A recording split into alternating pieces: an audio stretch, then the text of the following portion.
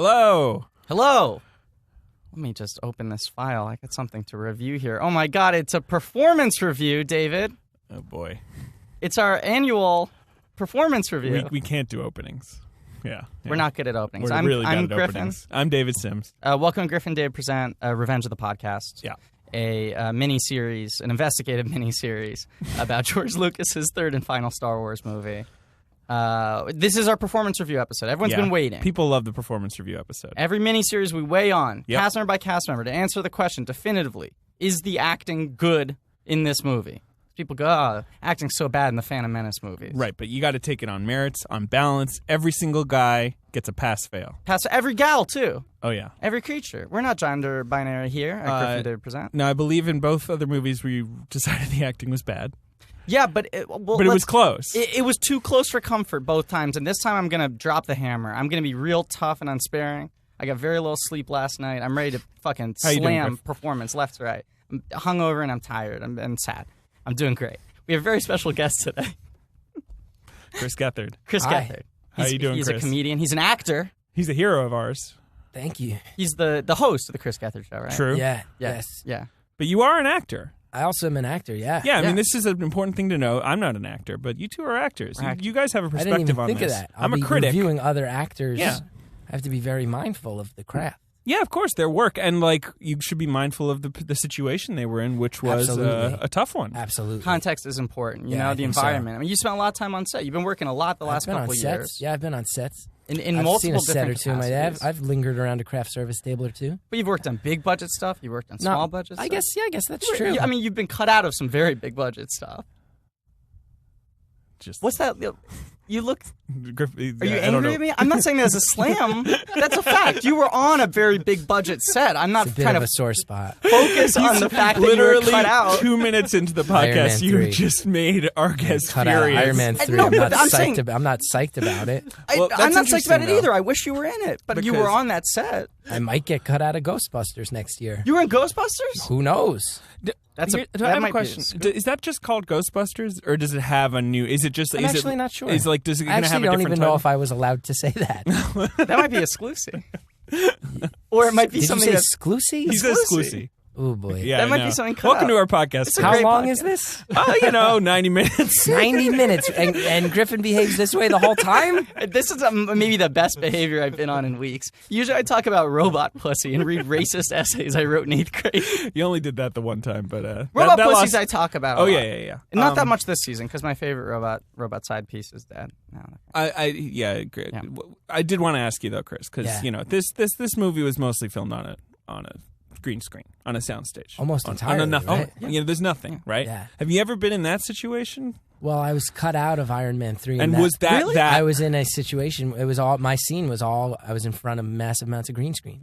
So you know how in the Marvel movies they have those computer screens where people can just point at them and flick their hands and move stuff? Oh, yeah, of course. It was right. in one of those. The sort of scientist business stuff. Exactly. Yes. I was playing a scientist who was giving a presentation and able to move all these things around. So the green screen was a big factor. And Don Cheadle was covered in ping pong balls. So was he supposed to be in armor? Is that why he was covered in ping pong balls? Yeah, the motion capture balls. And so how challenging is that? We've never talked to someone who's been in that situation. It's interesting. I did not think about the fact that I've been in that situation. It was only for 2 days that I was in that situation. So that might even be worse because the longer you do it, probably the Yeah. better you get at flexing that muscle. I will say, I remember that it was very stressful because the director had, my movements and where I was directing things needed to be very precise, and there were all these minute adjustments that needed to be made. It was very difficult, and you're in an environment where you're surrounded by green, which is not always the most natural, and on a big budget thing, there's a lot of crew that they'd like to go home. Right, you got to keep earlier things rather going. than You got later. a lot of stuff to do. They don't want to be there while a day player can't get it right, where he's supposed to fling. War Machine's helmet to show him, on a screen. So it was actually, I would actually go so far as to say, extremely stressful. Right. And so that's the situation these poor guys were in every single day for God knows, months and months of shooting. And just for the record. And guys like you and McGregor have been doing this essentially for 8 10 years. Yeah. Just for the record, with that series of anecdotes now laid out on the table, one could say that perhaps it was not only positive but necessary for me to invoke the fact that you were in Iron Man 3 and not a rude move because I set the context for the entire episode. Well, I think there's just maybe nicer ways to enter Tact. that situation. He's looking for tact, Griffin. Like, you kicked open the door. I'm you didn't show up at the party with, like... You didn't, like, show up with a bottle of wine and ask if you should take your shoes off With your or not. tie. You kicked open the door. You drove your car into the garage door. That's exactly. what you did. Like Jeff Van Gundy. But this is my own You know that party. story? Oh, yeah, I know that What's story. the Jeff Van Gundy story? You know he's the coach of the Knicks? Yeah, I know There's this who he is. amazing New York Times article, and he's like kind of a legendarily stressed out looking man. He looks like a really, really annoyed middle manager at some sort of accounting firm who's just like got a vein bulging and in his had neck. just got bad news all the time. He looks like David Paymer, Academy Award nominee David Paymer. A little bit. Famous character actor. A waspier David Paymer. Yeah. There's a fantastic New York Times article about him that kind of covers his background, but looks at him as like he kind of is this stressed out sad sack.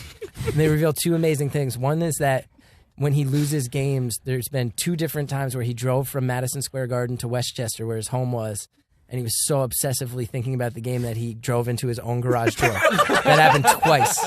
And then, but the best detail in it is that he one time was running late to catch a private jet that the whole team was on to go to a game, and that he parked his car too close to the jet, and when the jet took off, it made his car explode. And I forget what it was, but like when they talk about his car, it was also like, this was in like 1999, and he had like a 94 It was like a Camry a or neon. something. It was like a car I could have afforded when I read the article. He's a basketball coach when you read the The article. coach of the New York Knicks. He's a millionaire. He's driving around in like a car, like a used car, and it's getting blown up by planes. But He's that's the just best. so JVG. Yeah, that's It's a you know. great article. Yeah, he's a great guy. So the point of that story is you are an actor, and you're going to be able to speak from your experience. I definitely sympathize with the actors. Of course. And I don't want to judge anybody else's work without acknowledging that there were some extreme circumstances. Yeah. Yeah, and here's the thing we like to do, okay? Just for a little context here. Sometimes we slam performance from an actor we love. Yeah. An actor we Absolutely. think has done good work before, an actor we think went on to do good work after. Yeah. And we'll acknowledge that. We'll throw them some props. Yeah. We'll go, I get what you were up against, but just judged objectively, this is blew not it. a good performance. We're not rating Yeah. the actors, we're rating this performance within this film. And who was able to overcome the circumstance. And are we just doing actor by actor the whole Actor thing? by Or- Actor by actor. Or are we Yeah, talking yeah. about the film overall? Well, I at mean, all? that'll obviously lead us down a lot of paths. Because can I say something? No, well, Anything. let's. I wanted to ask. Yeah, just the movie anything. in general. I'll You say just in general. rewatched it. I saw it in the theater. Sure. How many times? One, it's the only Wow. the only 2005. Star Wars film I ever saw in the theater All three? once. Phantom So Menace other trilogy. ones All- you the went other back. two I had seen. The first one I saw 14 times because I worked in a movie theater. Right. That's how I remember we wanted to get you on for Phantom Podcast Yes, because because you of that had story. that unique yeah, experience. and that was bad. And then Attack of the Clones I saw at least twice in the theater. Revenge of the Sith I saw once, and I'll say this: it is better than I remember. Really? Wow. I would say that the good parts are actually good. I I agree think with the that. good parts are a lot better than I remember. This is a vital guest to have. I think we've been very negative in the last few weeks. I would say the opening battle scene, that opening space battle, pretty rad. I would agree in a way, but also completely divorced from the rest of the movie. It's like its own movie that has like Absolutely, It's I like was an gonna episode say, of a TV show. I was almost. like, it's a movie extremes. Like the good parts, I would say, are actually up to the level of anything from what Star Wars has done. So you're saying the podcast The bad race? parts are the just podcast race. Yeah. You just said the podcast. Oh, race. the pod race. the pod race. But The it'd be duel of great- I fates. didn't love the pod race. Oh, we like the pod race. I'm a fan of the pod. We're race. Griffin pro has pod race. talked to me about this off mic. Is that okay if I reference that? Yeah. You have told me that the pod race actually holds up a lot better than it is remembered. I think so. I think it's a great sequence. I'll I use the agree. word great. I like the pod There's race. another I thing think I've noticed, from too. an oral perspective as well. There's another very basic thing about when watching Revenge of the Sith last night, and this is something I knew, but I don't think, I had so much emotion watching them in the theater when they were Of course, the out. big conclusion of the famed Star Wars Yes, trilogy. I had watched the first one and the second one, and everything had built to this. Right. But one thing that really rings out, that's such a simple fix that I think makes all three movies Oh, we love these. 20% better. Yeah. If the droids are your bad guys, they should not all sound like assholes. Yeah, they should not all sound like total dorks. and Everything go, is like Roger. Roger. The worst thing to me is Yeah, that they that's a Jedi. literally go, uh-oh, and like, Ow, yeah. ow. There's like one part where in Revenge of the Sith, and I would imagine free reign of spoilers, right? Oh yeah. This is spoilerific. Like when Obi-Wan and Anakin go in to rescue the Chancellor, and then those two big R2's hiding out. Those two big droids come back, and they're straight up like, "Oh yeah, that's the Jedi. That's a Jedi warship." So if these guys are supposed to be fucking scary, make them sound formidable. There's never any stakes when the Jedi are facing off with the droids, which they do frequently. They're completely disposable. Yeah, of course. It's just like, oh, let's deal with this like they're sneezing on him, basically. The Jedi just, but even R2 with his Inspector Gadget routine can shut down a few. Yeah, he can PP oil. Make them slip. And that's not the greatest moment in the trilogy. I would also say that when it lights on fire, it's actually weirdly grim and violent compared to everything else that's ever happened in Star Wars. This is a pretty grim movie, right? I'd say compared to the other two movies. There's some grim content in this movie. And we've talked about this before. For some reason, I don't know if it's thematically the way the scenes are set up, if it's visually the way they're designed. The robot deaths in this movie are a lot more violent than in the first two. Yeah. The deaths feel kind of gross and sad. I would say this, too. I watched the movie, and there were stretches where I got very bored and restless because of... it's long. Yeah, but I noticed they all involve specific actors, which probably ties in well today to a performance review. Oh, definitely. A lot of stretches I was actually into it, but I would also argue this. If it ended... Was it Order 66? I believe... Yes, Order 66, yeah. If it ended after the sequence that showed Order 66, and Yoda just went into hiding... If it ended with the thing where Yoda gets inside that little blaster cartoon pod, rocket ship, little Pez ship. If that movie ended there, I would say that it might actually be a satisfying film. So that's probably an hour 45 in, probably. There's a another decent like length 30 to 40 minutes. Because then you still got the whole Anakin and them going back to the Jedi Temple, all that stuff. If it just ended with Yoda taking off, not a bad film. I agree Even with you. darker, though. But you know what that would be? That would be a film that was setting up another film, right? Exactly. Like that would be a film that was leaving you with some nice, meaty cliffhangers. What's going to happen to Anakin? This is the completion of a story, Chris. You have to Absolutely. remember. And I feel, and it would also leave so many loose ends that you couldn't tie up all those loose ends. You'd have to commit to making like another 3 films. Yeah. But that's a dream. That's the dream. That. I mean, I don't know if you know this. George Lucas did kind of stealthily sell Lucasfilm to Disney a couple of years ago. Yeah. And so we've been theorizing that Disney, I mean, they have this property. The original 3 films aren't very well loved, but were very successful. Yeah. They might try to make another movie. I mean, we keep on hoping that they'll announce an episode 4 any day, which would mean it probably wouldn't come out till like 2018. I mean, if they made an episode 4, I'd be really interested. And you know what would be cool about that too? Is like seeing all our original cast come back now aged. You know, seeing like Hayden and like Ewan and Natalie. 40-something Ewan McGregor? Yeah, the Holy Trinity. Or, our 3 leads. Yeah. An Oscar, now Oscared Natalie Portman? Yeah. Mm-hmm. Okay, let's get through. So I'm looking at, as I usually do, I'm looking at IMDb. Cast member by cast member? Yeah. Yeah, and we go from the top, which is fun. Oh, can I say one other thing? Anything. One other general thing before we get into it. So safe space. You can say anything you want. Yeah. In the when they go, wait, where are they when Obi-Wan is riding around on that giant lizard? That's my favorite part of the movie. It's called like Utapu or Utapau, something like that. Who's fighting with that? That's a General Grievous. Oh my god. Okay, we're going to talk about General Grievous later. Yeah, we right? certainly Oh are. my god, maybe the worst. Maybe the worst Absolute fucking worst. Yeah. But that lizard that Obi-Wan inexplicably rides around on, there's never been a more blatant cash grab at making a toy than that. Works for me. My favorite character. I would say, why does that shit exist? I don't know, and I don't know why. He's making crazy literally, noises. We've talked about this. The scene is like they're like, oh, he's downstairs, and Obi-Wan's like, great. Do you have like an iguana? Maybe I could ride downstairs, like rather than just take an level elevator. 10. Great. Should I wait for help or should I get on this thing that kids might buy? But I would say General Grievous is a pretty blatant toy. Oh my god, General Grievous is the worst. I mean, poorly. Everything about him is poorly executed, animated. No one cares about his opinions. He's constantly just like that one part. Remember that one part where he shows up on a ship and then it's just like him and huffing and puffing. He just like gets off the ship and he's in a big rush. He looks like a fucking dickhead, man.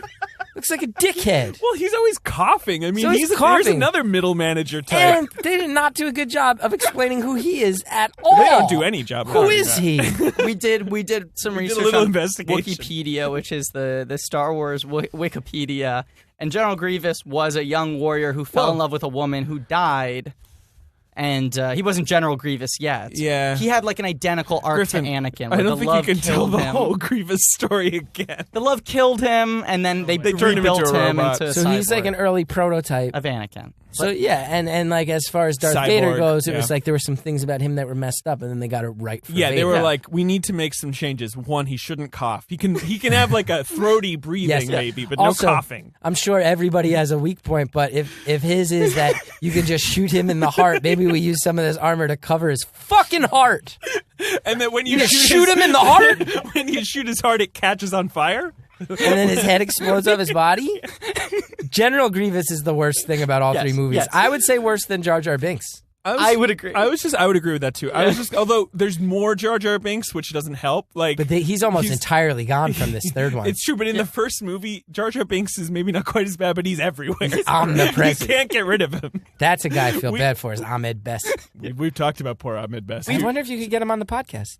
Well, we've been a little mean to him. Yeah, we gave him a pass. We got really mad at him movies in a because he row. refused to admit that there was any racial like sort of issue with like how people were seeing the character because whole Jar thing. Jar is an orange frog. That's how he put claims the characterization is in no way influenced by hoary old minstrel show stereotypes. Yeah, that's nuts. Yeah, that's nuts. It might not be on him, but you know, But it's And I would also say, out of every actor in the three Star Wars movies, when we were talking about green screen acting and everything, he may have had the toughest job. That guy, talking about I can the guarantee pioneer, you, too. I can guarantee you, he was covered in ping pong balls and had fucking like broomstick, like cut up broomsticks pointing out of all different parts. Like I imagine if you saw a picture of him pre-CGI, like what he just looked like standing there, I'm sure he looked and felt like a complete fucking asshole. next to Liam Neeson all the time. Yeah, he's next to Liam Neeson, and he's like sitting around afterwards with like Sir Christopher Lee, and he's got like fucking bent coat hangers coming out of every orifice. It was not easy. He's like, "Can I get the coat hangers off?" And they're like, "Sorry, it's it takes actually us 9.5 really hard." hours. Yeah, 9.5 hours to do your makeup again. All right, so we're gonna start at the top. Right at the top. With Ewan McGregor top billing as Obi-Wan Kenobi. Ewan McGregor. He's got a close crop beard. He's got a shorter hair than in the last movie, and he's really theatrical. And do you guys grade on like a number system? We do it's pass just fail. Good Pass or bad? fail. I would say if we're going pass fail, Yeah. He's a pass. Go on, Griffin. I agree with Chris, but go on. This is actually good because usually it's just the two of us, so it's hard to break a tie. I have another question, just as far as how you guys do this. Are we judging in the vacuum of the Star Wars movie? Is he acting well within the confines of this film, or is this a good acting performance? Like Judged if you against stand just it up all against actors. other acting I think we performances. factor in both. Yeah. I think we go, how well is this actor playing to the film surrounding them? How well are they doing regarding the circumstances of how the film was made? And just as a pure piece of acting, you weigh it out. As a pure piece of acting, it's completely forgettable. Agreed. Within a movie riddled with bad performances, his is not offensive. I give him a pass. I like the progress. I think that he's pretty terrible in the first movie. We gave him a pass the first. We gave him No, a we fail gave him a fail the first movie. time. The For Phantom, second time a he's fail. all right. We but gave like, him a pass. Yeah, I know. And then this time I feel like at least while everyone else is so stiff and tense, he has a little bit of verve. Like in the Grievous scene, he's kind of joking around. He's having fun. Yeah, we talked know- about. I mean, now I'm thinking back on notes I've given on his performance the last couple episodes. I said I liked was doing kind of the Errol Flynn thing. Yeah. In the Grievous sequence, his delivery of the "You Were the Chosen One's" like actually a good moment. Well, that's his big moment, right? Yeah. Like if he's got a nail moment, it's that big. He's screaming at Anakin while he gets burned up. So I mean, that's sort of what you have to judge him on. I'll say this. I found it very hard to keep watching during all that stuff because it felt like a movie that was over. Mm-hmm. Felt like a movie that to me had concluded about 40 minutes prior. So I was very distracted. Also, can I tell you guys this? My wife is very mad at both of you. Because she hasn't gotten that complaint before. Well, no, she didn't watch it, but I'm a very busy guy. She's a very busy lady. We don't have too many nights where we're both just home. And she was like, "Oh, you want to watch Bloodline? Because we've been making our way through Bloodline on Netflix." Yeah, solid show. Solid. What do you think? I mean, it's great acting. Great acting. Ben Mendelsohn, that guy, but is that a real family star. really fucked up enough for me to care? I mean, it's a pretty fucked up family, but I feel like I know more fucked up families. I agree with you. They're a little too nice to each other sometimes, but it's a slow burn that pays off. It also is like if the dad just went to therapy twice, it wouldn't exist. Or if the family went to family counseling. Communication. That family just needs some communication. Honestly, they could have sat down once when they were all like 15, and that show doesn't need to happen at all. It's hard to invest. Anyway, my wife was like, "You want to do it?" And I was like, "Well, I'm hanging out with Griffin and David. We're doing this podcast, so I got to actually watch Revenge of the Sith." And she was so mad. I mean, so mad. That's pretty much the worst thing. The first time I had to rewatch it for this, I was with my girlfriend. I was like, I knew that I had to do this, but I couldn't tell her. I couldn't break it to her. So after dinner, I was like, there's a movie I need to watch. Actually, we could watch this for work. And I just sort of put it in, and she's like, wait, what are you doing? No. And it was terrible. She was mad. She actually put her earbuds in and watched a different thing on an iPad. So she next wouldn't to even me. acknowledge the because she movie. wanted to have a night where we were chilling on the couch, Netflix hanging out, chilling. cuddling. Not Netflix. That means something. Come on, don't be crass. We're talking about my wife. I'm sorry. So sorry. What if we have Hallie on as a guest next week? Would that sort of I'd love that. make up for it? To talk to her about how she refuses to watch any of these? Yeah. That'd actually be great. An outsider's opinion from something who hasn't watched anyone. But you don't so you're saying fail again. No, I'm saying pass. I'm saying pass. I'm thinking Ewan's it over. passing. I'm thinking it over. I'm giving him a pass. But definitely. what's your complaint, if you have one? What's my complaint? I don't even know if this is a fair complaint to throw out. Do it. There are certain scenes in the movie. There's one that just really sticks out in my mind, which is after the first opening, gunship battle, where they're chasing after Grievous, and there's this scene where Ewan McGregor's resting his elbow on the side of the door of the ship. Okay.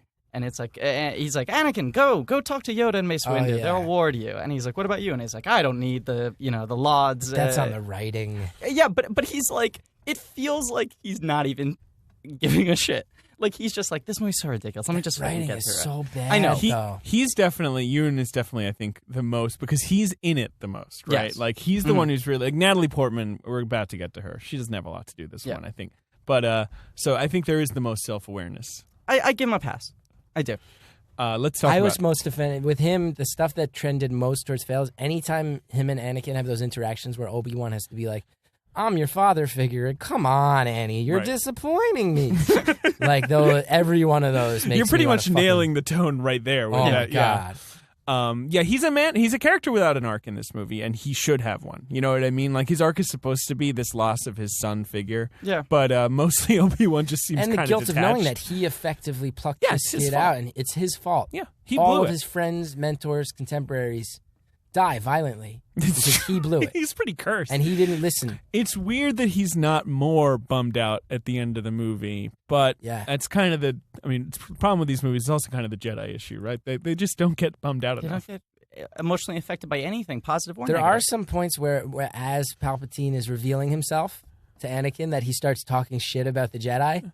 And he's kind of completely correct. Yeah, no, you totally and agree. He's they're these obtuse, arrogant people who who suppress all their emotions and don't do anything and don't recognize greatness when it's in front of them, and it's all political. Yeah, and they don't allow knowledge to get out unless they want it to get out. He's entirely correct. 100%.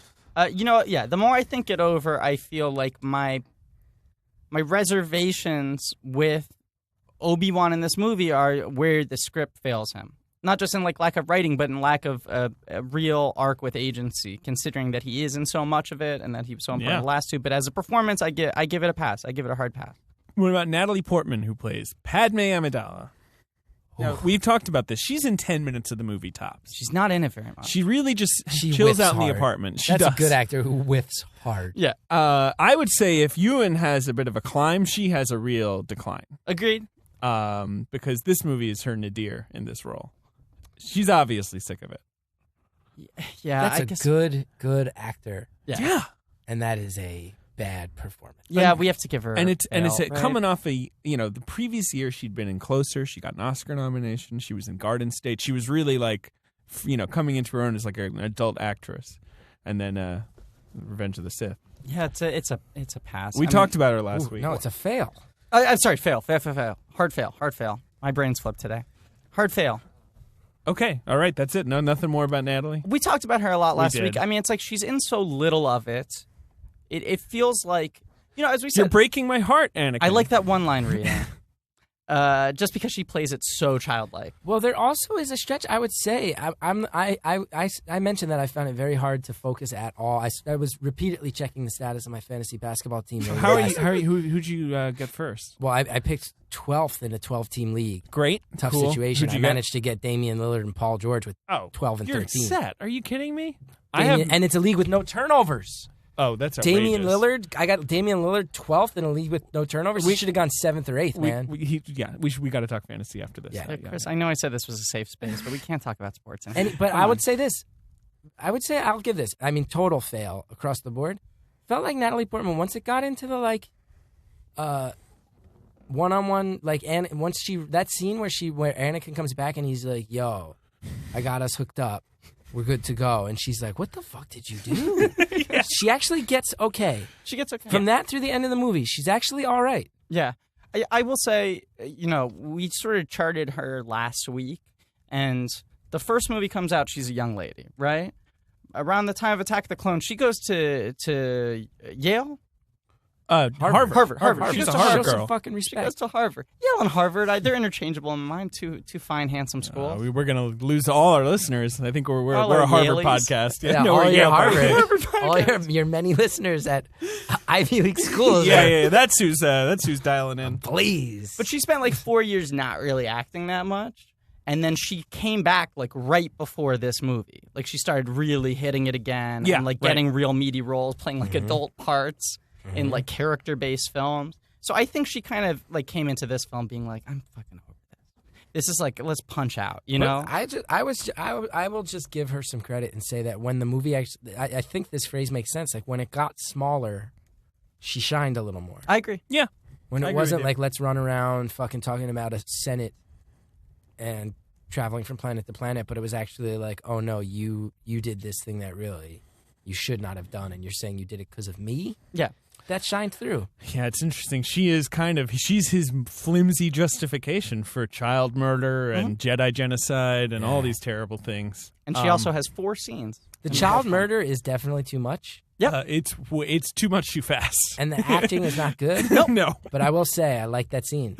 Well, do you like just the sort of the restraint of him igniting the blade? Exactly. Like when he comes in and the kid. Yeah, I mean, kid's like Mr. Well, let's not get ahead of ourselves. We're gonna get to that performance later. But kid. And then Anakin just turns on the lightsaber. I'm like, that was the way to do it. Yeah, I know. Better than the Sand People stuff. I think that brings us to number 3. Hayden Christensen as Anakin. Fail. Yeah. Although, man, did I feel bad. Watching it now with the perspective of time. Yeah. This is a guy, you got to think about this.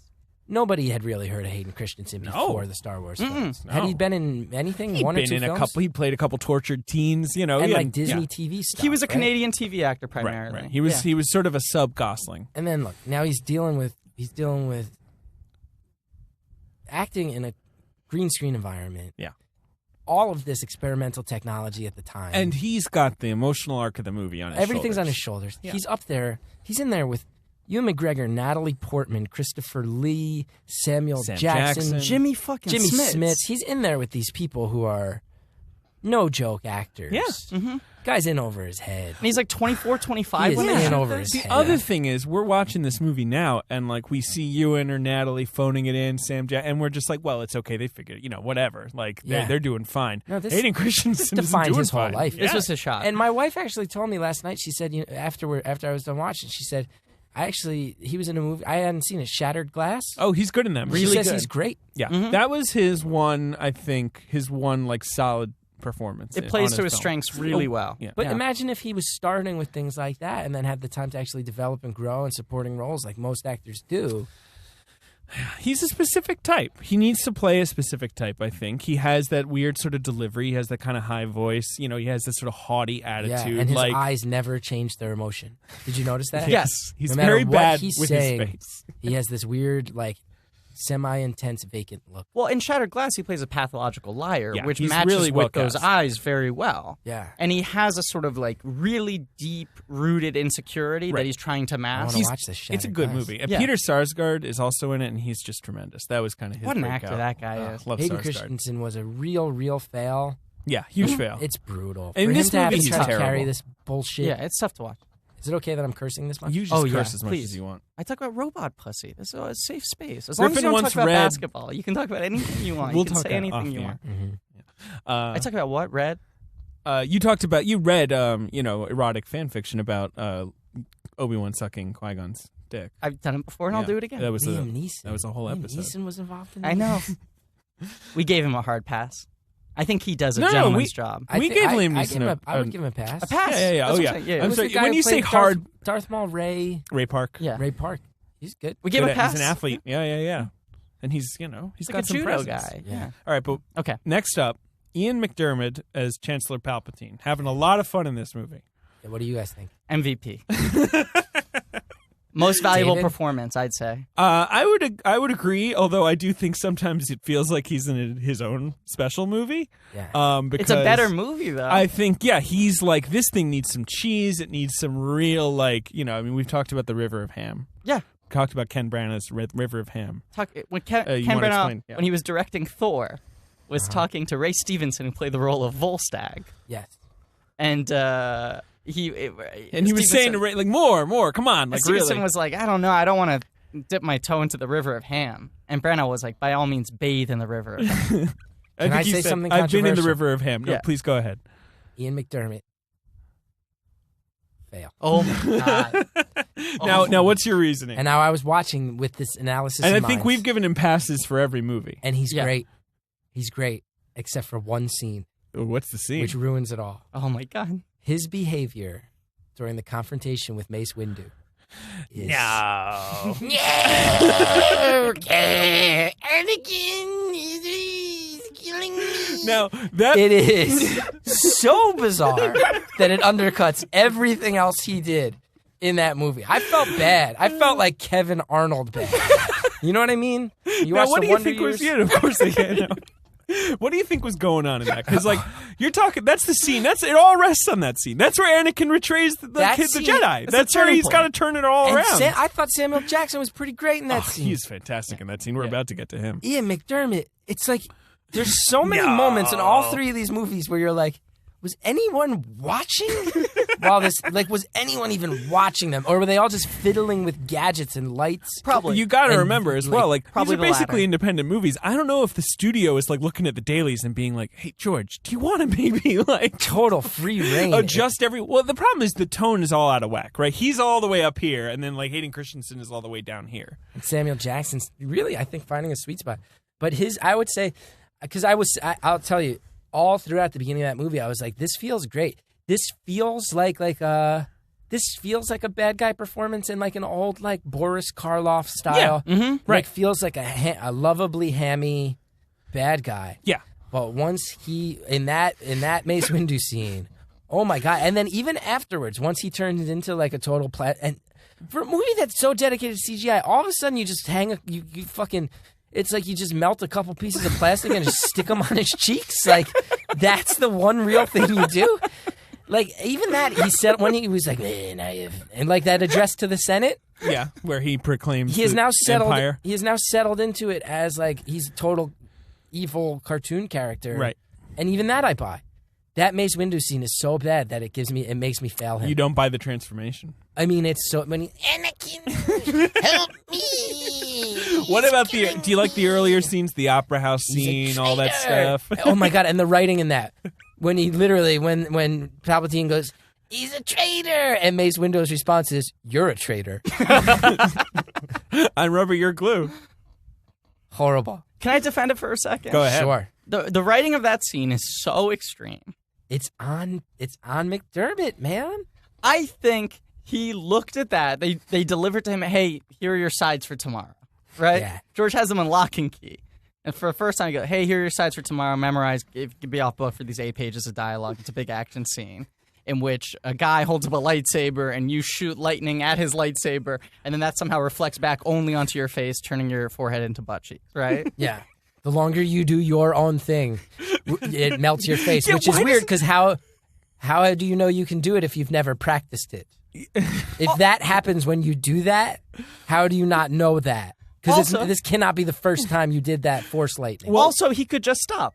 If he realizes, if I shoot force lightning at a lightsaber, it turns my forehead into butt cheeks, just stop. Put your hands down. I think I've asked this of you before. Yeah. Was he wearing a mask and like the butt cheeks is his real face, or is that just what happens? I think that's scarring. I think that's the specific but scarring effect so, of that. Like symmetrical.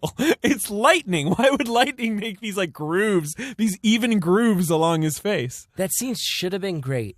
Yeah, it should be really cool. The death of Mace Windu. And it's the betrayal of Anakin. It's the dime, you know. I think McDermott just went, okay, this scene's impossible. This doesn't make any sense the way it's written. I might as well have fun. This is like a Troll 2 level written scene. That's my point. It feels like it am the Senate. It feels like it was like someone who only spoke German and then a person who largely spoke French translated it into English. It was like written by Babelfish. Do you like really bad. Do you like how he says absolute power? Oh my god. All right, well, moving on from him though. He effectively is imitating Starscream from the Transformers cartoon in that. It's like, Megatron! Did you like how they kept that basically in the movies? They kept that dynamic with Starscream. I don't think I've seen any of this. Really? I think I maybe saw the first one. They keep it up. 1 and 3 are the 2 to watch. 2 and 4 are garbage. That is true. All right, Samuel L. Jackson as Mace very Windu. strongly about this. Samuel Jackson? As Mace Windu. Pass, baby. It's a pass, right? I think that it's his best work of all 3 movies too. I would say. I think he's very very kind of milquetoast. Yeah, which he kind of has been the whole time. Yeah, which is very Jedi. But again, I would say it's not on Samuel Jackson. He's written as this ultra contemplative, calm Jedi. This is the only time in history Samuel Jackson hasn't been given. He never some lets big loose moments to sink his teeth into. He never blows up. Never. No. Steady hand. I think he slightly sells in this movie that Mace Windu knows that it's all kind of going wrong. You know, in those early scenes where he's talking to Yoda, because Yoda can't sell it. He's Yoda's the first one to be convinced too that Yeah. something's up. Yeah. Like Anakin comes to him and he goes like, "Really?" Anakin's like, "Yeah." And he goes, "Okay, Let's do it. okay, fine. I'll follow you through on this. Let's see where it goes." Yeah. There's that fucking one shot I talked about in the past when he's walking into Palpatine's office. And he looks like a fucking badass. Yeah, and Lucas sort of shoots him, It's you true. know, from the and ground. He's got that crew with him. Yeah. Yeah. That crew lets him down, though. My God, they go down in a second. Well, we'll get to them. We'll get to them. Let's not rate them yet. Fundamentally, I mean, I'm not rating any of the acting performances, but fundamentally, yeah, the Jedi are effectively supposed to be like what the Knights Templar were in the in the Middle Ages. Sure. Yeah. They are all weak. They're all weak people who die with almost no fight. Yeah. In this movie, they mostly no get honor. shot. They mostly get shot in the back. They're mostly like administrators Yeah. ordering clones around Right. until the clones just kill them. Yeah. Yeah. Jimmy Smits as Senator Bail Organa. The Smits. Now, Smits was in 2, and he doesn't do much. And then we saw Smits was in 3, and we thought, all right, Smits is going to get more meat billing. on the bone. High billing. He's Got 6. a little more. He's sixth build. This is, I would say, and this was also kind of his comeback, right? To Yeah, the public eye. yeah, because he had kind of been been a off TV NYPD guy, Blue right? for a while. And, And then he was after sort of this- floating after around. After this, he flipped over to Dexter, right? After this, he starts what I think is his pretty nice, solid run of guest starring, and he's on West Dexter. Wing 2. He was Killed the it. president West on West Wing. Wing. Killed it, Dexter. I feel like he was in something else. He was in Sons of Anarchy. I don't know if you guys watched that. I watched the first season. Yeah, he shows up in that later. Just for background, this podcast generally is anti-bits, very much pro-Smits. We've never weighed in on the nature of this performance exactly, but we just like Jimmy Who Smits doesn't like a lot. Jimmy Smits? That's what I was gonna say. I give him a soft pass. I would too. It's a soft He didn't pass. do much except just be Jimmy Smits. His big scene is where he watches the teenager Jedi die, remember? And he sort of goes, no! Like during that the... teenager Jedi. That's one of the best performances. Well, Well, Griffin's wait got till some you news hear for who you. he is. Yeah, We'll get to yeah. his We'll get to fucking him. real Yeah, name. yeah. Wait till you hear who he is. Yeah. Smits is a soft pass, mostly just, charm and handsomeness. And he's got a that one good-looking scene where he's guy. like, my wife and I have always wanted a girl. And you're like, Oh, I my- don't know his wife, but like, I believe this, you But know? I will say, I've just never again seen about the his writing wife. of that, of like, dude, straight up, the whole world is falling apart. There's been a coup He's of like, the I get a galaxy. girl out of this? The entire galaxy is a coup, and the defenders of peace and justice are all dead. And you're like, my wife and I, we mean to adopt. We've been thinking of getting a Yeah. 3-bedroom, expanding. It Getting, has that vibe in a big way. I just want to point out, David, like the definition of a low bar for success. You're saying that Smits gets a pass because in the scene where he says, my wife and I have always wanted to adopt, you believe that he has a wife. Absolutely. You believe that he's this guy's definitely married. the woman he's invoking off screen Yeah, exists. who we never meet. He Yeah, sells Actually it. say the phrase, I'll take the girl. Yeah, I think That so. is a creepy thing to say. I'll take, like, It's true because they're like, there's a boy and a girl, and he's like, oh, yeah, we better split them up for safety. I'll take the girl. One girl, please. I'll take the girl. Soft pass for Smits. Soft pass. All right, Frank Oz is Yoda. It's a vocal I have a performance. question for you Miss guys. Piggy himself. Am I judging the vocal performance of Frank Oz, or is this coupled inherently with the quality of Yoda? That's a good question because Hard it's to separate. And Yeah. and I'm pretty sure that Oz wasn't doing any face capture or any moving around. No, it's just the voice. Purely animated. I guess we should just judge Frank Oz. As right? far as what Frank Oz does, he did it great. If I was judging Yoda, as if Yoda was an actor, I would say one of the lower rung performances. I would say I he's pretty agree. lame. It's a terrible character. Physically, it's very unconvincing. Well, Yeah. I think the real problem is in the earlier movies, he doesn't have to be very emotional, but he has to be emotional in this, and he sucks at it. The scene where he goes like, "Yeah, I'm holding my head." I realize And there's we're a on really podcast. weird part, like the Wookiee stuff. I thought that battle with the Wookiees was pretty cool. I like the Wookiees; they seem like an interesting But thing. where are doing they coming there? Where are from? they What the fuck I is don't know. this shit? And then he And climbs onto that one Wookiee's head and goes, "I'll miss you, Chewbacca." We've talked about this Who 5 the weeks fuck- in a row. Why the fuck is that important? Who the fuck Every is Chewbacca? guest we've had on has pointed that out. It's Who 2 the minutes. fuck is this one guy he's singling out? Yeah, why is it, you just friends with this one guy? And he goes like, a good relationship with the Wookiee I have. Since when? So apparently you were buddies with this one guy, Chewbacca. Cool, man. I'm giving him a fail. I'm gonna give him a fail too. I mean, Oz. He never brought it home. yeah, and you're saying Oz did a good job, and yeah, it's a great voice. We know Frank Oz can I spin a give mean him a voice. pass just because he's a hired gun and he does what he's done. You know what I mean? This is a guy who's sitting in a booth not unlike this one. Yeah, He's as far, he doesn't true. even have the pleasure of green screens or eye contact. You know what I mean? just to clarify, when you say a booth just like this one, you mean the booth that is currently being run by Producer Ben, a.k.a. the Ben Deucer, a.k.a. Producer Ben, a.k.a. the Haas, a.k.a. the Poet Laureate, a.k.a. Mr. Positive, a.k.a. the Peeper, a.k.a. Oh, yeah, that new one. Of course. Yeah, you're the Peeper. Hey, yeah, I've been here the whole time, guys. Thanks for introducing me. Yes. Sorry, Ben. No, it's all right. I mean, I don't have much to add. I hate this movie. Ben's really mad at us. Ben was actively angry last time we He recorded. doesn't like that this show exists. Well, I had to come in on a Sunday and hear these guys for 4 hours talk about this Ben's one face movie. is turning scarlet right now. Yeah, you're legitimately furious. Yeah, it's That's all right, though. We call him Mr. Positive for It's a okay, reason. Ben. Just 4 more. Oh, we're so close. 4 more years. I want to move on, though. I want to move on to Anthony Daniels as C-3PO. Yeah, but also rate, review, and subscribe on iTunes. Yes, please. Those are the 2 things that Ben asked us Of to do at course. the beginning of the show. Yeah, please rate and review us. I haven't even checked. Okay, Anthony Daniels is C-3PO. Is he in this? I don't even He's remember not in it C-3PO. that Not in very this. much. Yeah.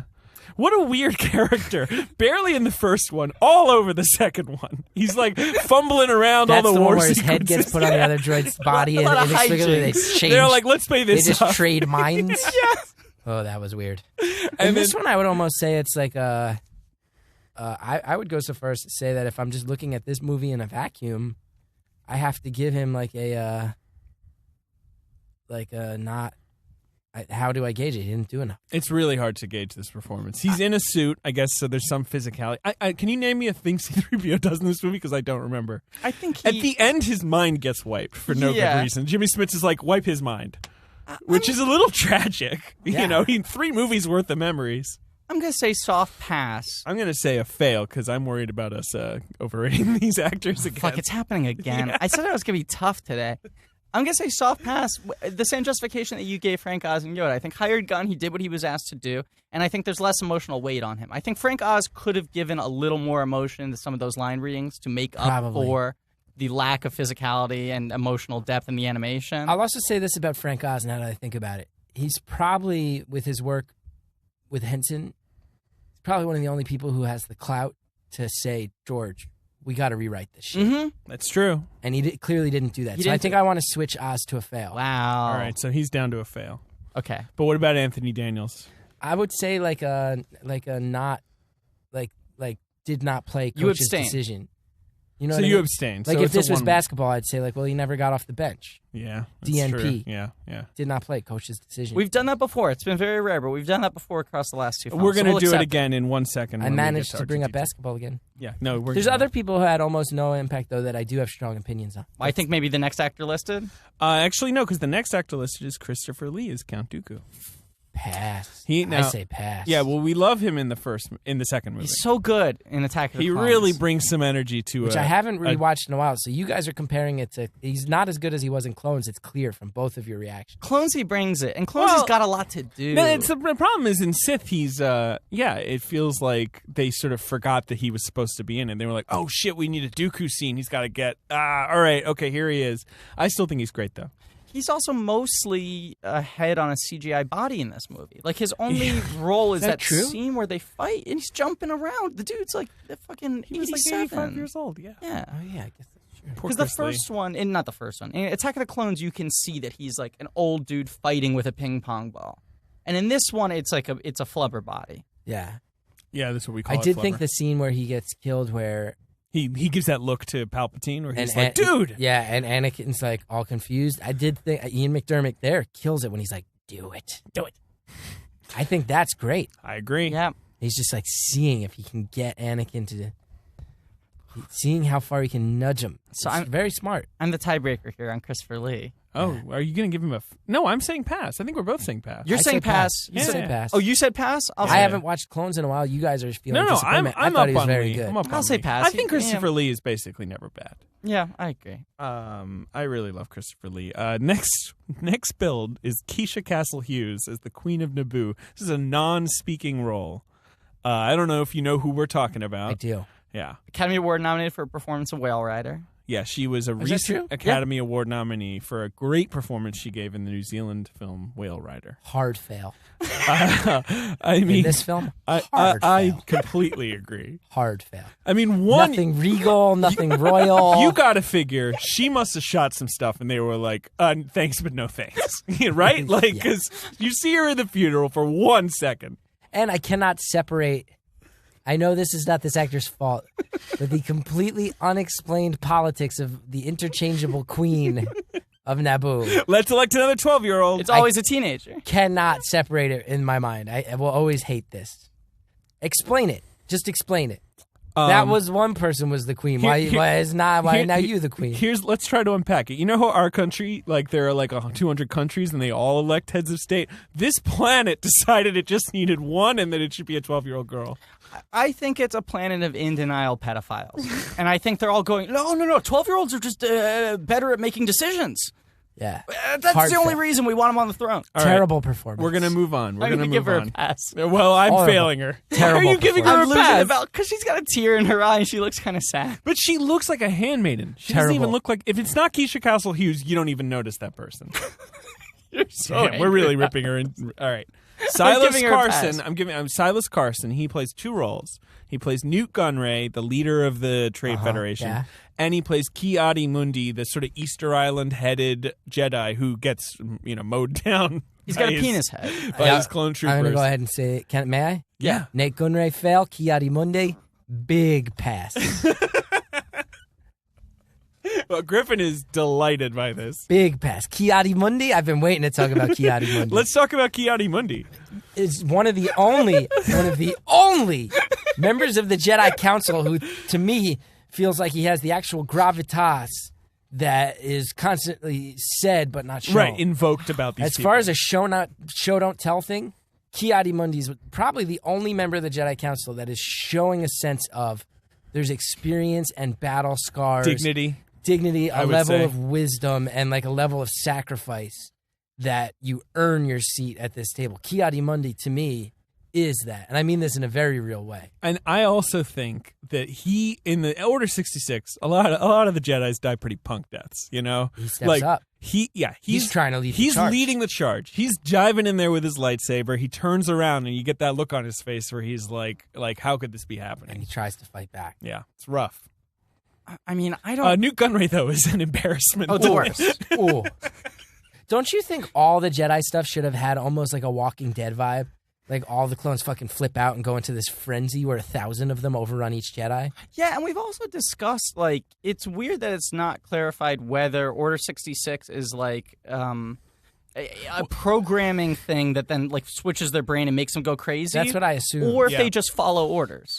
Yeah. If they just go, okay. Well, what I really hate, and we talked about it before, but is that he literally says, like, Commander Cody, execute Order 66, which implies to me he then has to call everyone else. Oh, Be like, hey, Commander, your name is Timmy. All right. He didn't group call. You know, he didn't do a that conference guy's name call. is Cody. Cody. He's the commander. Newt Gunray, embarrassing. Embarrassing. Ki-Adi-Mundi, I would say one of the high points of the trilogy. Should we split? You do get one MVP per performance review, just so you know. So I'm not putting words in your I'm mouth. saving mine. I know who mine is. Okay, so... Because in the past, we haven't split. That's what's interesting. Well, let's split it. Let's split it. Yeah, okay, you guys disagree.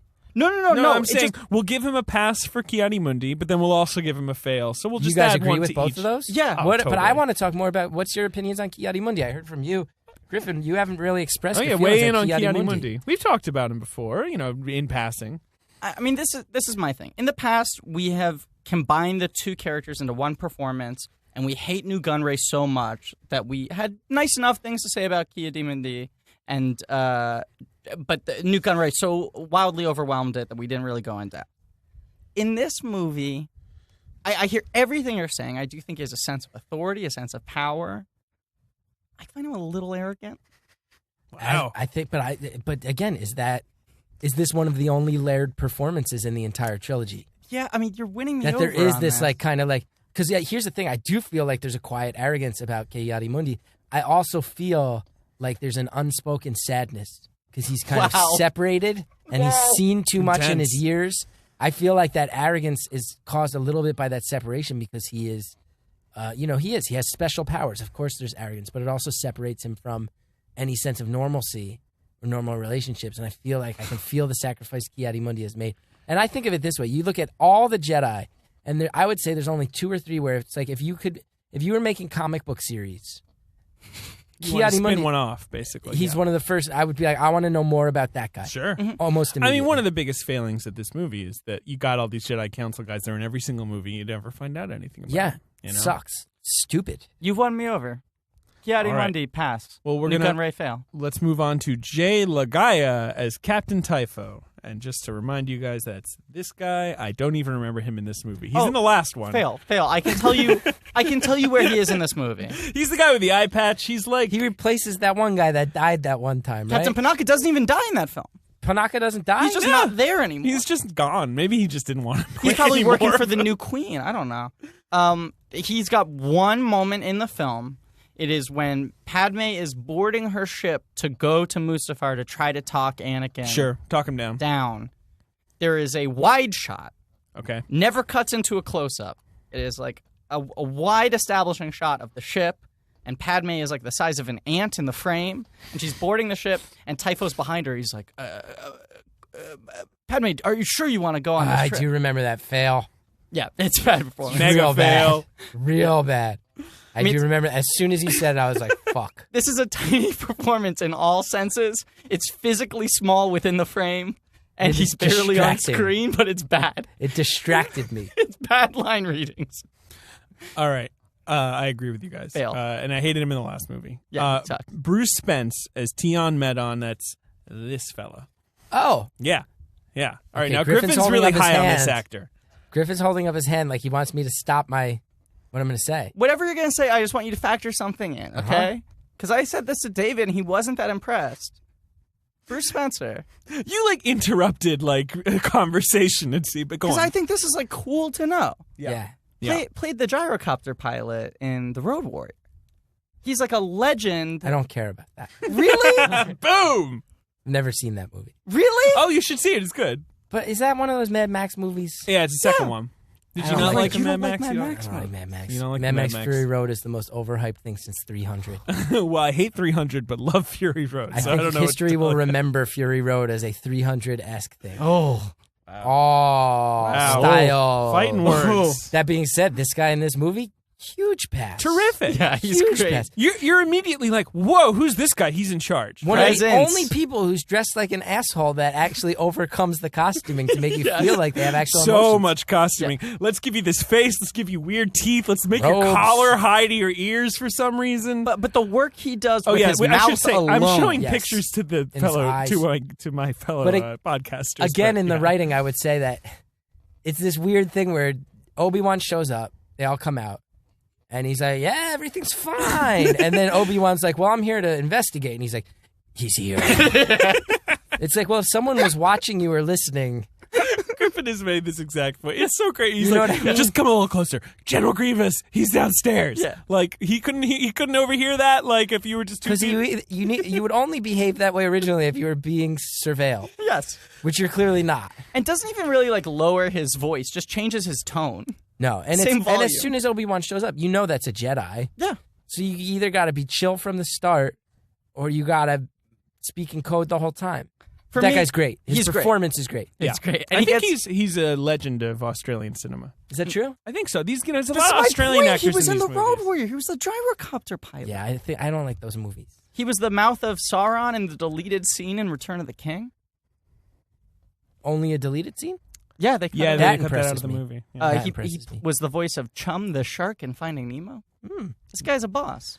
I want to move on though. We gave him a pass. Thank you. pass. You're really leading the charge. I know how this gets. This Yeah. credits list is long. You're stopping this from being really long. It's easy to rambling. go on a tangent about any of these guys, which is how we've spun 35 episodes or whatever, 25 episodes. If you out of guys this. ever want to do an episode just about Ki-Adi-Mundi, let's although do it. we'll get to another character I like, it would have to be about Ki-Adi-Mundi and maybe one or two other people. I'd be down to do All this. right, I next. think I know And where you're going. Honestly, with the this. billing order is crazy, but the next is Wayne Pygram as Governor Tarkin, who we don't even hear speak in this movie. I don't he's even in, remember him He's being in the one movie. scene at the end of the movie. He's standing with Darth Vader and Darth Sidious watching that circular, the sphere thing get made. Oh, the Killer Star. Yeah, and he's just standing out there with them. What was that sphere thing? Oh, who It's like a knows? death They're planet. obsessed with it. They vaguely allude to it being a big weapon, but it's never really fucking explained. Weird. So I guess he's like a sort of future empire bureaucrat guy. But he's literally a background player, and he's right? got this insane makeup. He's got the biggest cheekbones. This guy probably wasn't even SAG. He had to be non-union. This guy's You think he got background extra? purely. You think he got an extra? I think he got extra. I'm giving him a fail because he's got a dumb face. You're just dumb face. I don't You're like just his giving him a face. I dumb. would say fail. If they want to bill him that high, then I'm going to judge him for what he did. And I was not impressed. Just to tell you about Wayne Pygram, he was in 61 episodes of Farscape, a show I've never seen. Playing what? Playing who? A Scorpius? Okay. I don't know. I've never seen Farscape. What's Farscape? Chris is just laughing. Jim Henson. If there's a Company. show Weird you've fun. never heard of, a that is- professional TV crew. I feel like it's hard for I haven't seen everything, guys. Come on. but it's hard for there to be 61 episodes of a thing and for you to not at least have heard of it. Oh, I know I've heard of Farscape. Okay. You know, it's like a Muppet sci-fi show. Yeah. It just was never my thing. More than 61 Amazed episodes. you haven't seen it. You're the Muppet guy. I know. More than 61 episodes. This guy was only in 61 episodes. Oh wow. There's It probably more. cracked 100. Yeah. All right. It's got that syndication. We're giving him a fail though. Fail. All right. So Tamura Morrison. Ben really hates this podcast. No, he's loving it. He's furious. You mean the peeper? It's fun. The peeper? You talking Yeah. about the peeper? Yeah, I'm just over here in my corner, really just soaking this in. Tamura Morrison, who plays all of the clones, but is credited as Commander Cody. Commander. And in the second Cody. movie, obviously, was Django Fett. Yeah. In this one, he's I was just very confused by why those people had to be clones. it's very confusing. As were we. Makes no sense. Nope. And why would they pick that guy to clone them off of? I can never stop being irritated by it. No. It's really They're weird. all clones. Shouldn't they all have equal abilities and stature where you can communicate? And they're all wearing helmets. So shouldn't you be able to just like have some sort of communicator in their helmets? Mm-hmm. How do you get promoted to commander, Cody? Yeah, what makes you better than your brother? Does he like get like a little extra genes when he's built? Like, yeah, it's like this one's got to be a commander. Yeah, do you think he earned the rank of commander, or was he like brewed to be a commander? You know, I don't know. I'll say this though, I agree with all of that. Find it very irritating. All of that's within the writing. As far as his actual performance, I say pass. I say the same. I say pass. You say pass, and it's mostly I'm giving him a fail, but he's really gonna pass. Wow. I would watch that guy in other things. That's why I think of that. He's a good actor, and I've seen him in other stuff. He does have a lot of presence, but I think that he's really annoying. I don't know. I really like. He just comes off so stiffly in all the scenes where he's communicating with Obi-Wan or Anakin or any of these guys, right? That's the role, though, I would argue. I'd say that's him playing. They're supposed to be friends, though. It's always like, hey, Cody, how you doing? You know, and he's like, yep, go very good, sir. What? No, there's that scene where they go to Dave and Buster's. They have a great time. There's a lot of chemistry. Ki-Adi-Mundi and Commander Cody. Between the clones and the Jedi, don't you feel like a lot of this movie, this Palpatine, was just like, it would be easy to kill all these people. Yeah. Pretty easy to just kill all these people and take over. He just likes ineffectual armies. I'm going to move on to David Bowers as Mas Ameda. Who's this guy? Pass. He's the he's Palpatine's that blue guy with the horns. Pass. Yeah, Palpatine's like, what is he, like his secretary? Doesn't I don't say know. a word. Can't take my eyes off him. Pass. In one of the movies, he says, "This is a crisis." Really? And I don't remember which one though. It's one of them. I think it's Attack of the Clones. Attack of the Clones. Because it's in the trailer. I just remember that. Yeah. There's lots of chaos, and then they just got to him going, "This is a crisis." But David, you remember that line reading enough to be able to properly impersonate his voice. He's in there. He had a buttery baritone. He's a pass. Big pass. Wait, now I'm interested enough just to find out who David Bowers is. Oh my god! I'm glad I clicked on his IMDb page. Here's his bio. He is best known for his classic line. I'm not kidding. In Star Wars Episode 2, Attack of the Clones, quote, "This is a crisis." That is literally the top of his IMDb profile. He will be remembered. I'm amazed he didn't pick up more work off that because he killed it.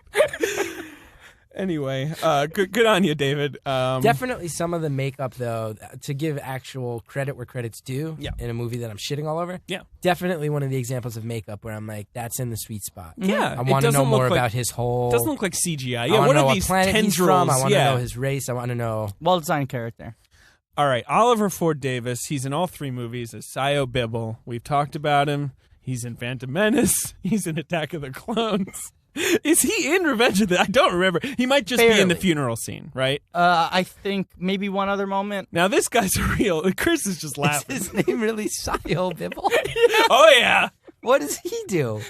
Well, I've always referred to him as like Griper in Chief because he's always just next to Padme going like, oh, they're invading. Like, this is terrible. What are we going to do? If you give a rewatch, he's got a really big part in Phantom Menace. He's in a lot of it. And he's always relaying messages to her and stuff. He's like, I don't know what he is.